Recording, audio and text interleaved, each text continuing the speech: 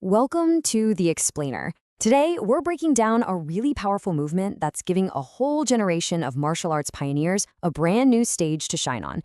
It's all about proving that true legends never, ever fade away. So let's just kick things off with a big question, one that applies to pretty much any field, really. What happens to the heroes, the people who paved the way, when the spotlight just moves on?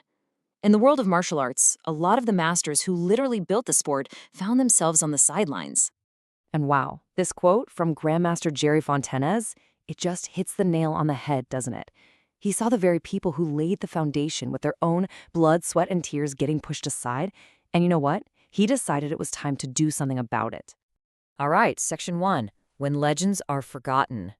This is where we really dig into the problem that sparked this whole incredible comeback story. So, the core mission here? It's actually pretty simple, but man, is it powerful.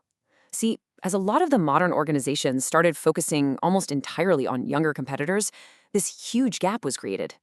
The veterans, the masters, who still had that fire to compete, they were left without a place to go.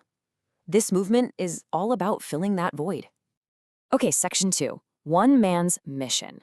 So who's the person who decided to grab the bull by the horns and fight back against this trend?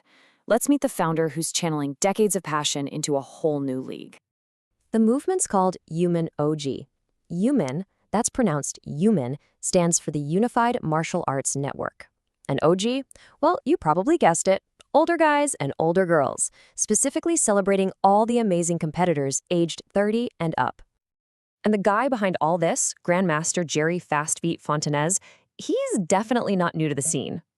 I mean, look at this track record. We're talking about him influencing competition styles way back in '88, founding Yuman itself in 2007, and now launching this game-changing championship.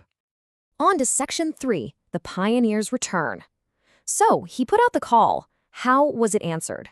Well, when word got out, legends from all across the country started stepping up. Seriously, the roster for this first event, it reads like a who's who of martial arts history. We're talking world champions like Toki Hill, former US champs like Tony Arno, and even a reunion of old teammates. It's just an incredible gathering of talent and history all in one place. And you've got to understand, the toughness of these competitors is just, it's legendary. Take Eddie Banks, for example. Back in the '80s, after a really bad injury, he performed an entire weapons form using only one hand. These aren't just names on a list. These are stories of unbelievable resilience. And then there's this number, 84. Let that sink in for a second. That is the age of the oldest registered competitor in this championship. If that doesn't speak to the Fountain of Youth theme, I don't know what does. And the diversity here is just astounding. It's not just one group. You've got 9 kung fu stylists, 8 incredible women over the age of 50, and a whole bunch of competitors in their 70s. People are flying in from all over, Florida, California, you name it, all brought together by this shared passion. So where does this historic get-together actually take place? Not some quiet retreat, no way. We're talking right in the heart of the boogie-down Bronx, bringing all this legendary energy to New York City. So mark your calendars because September 20th is the day. The LPAC Center, that is the venue that's about to become the stage for one of the most exciting comebacks in modern martial arts.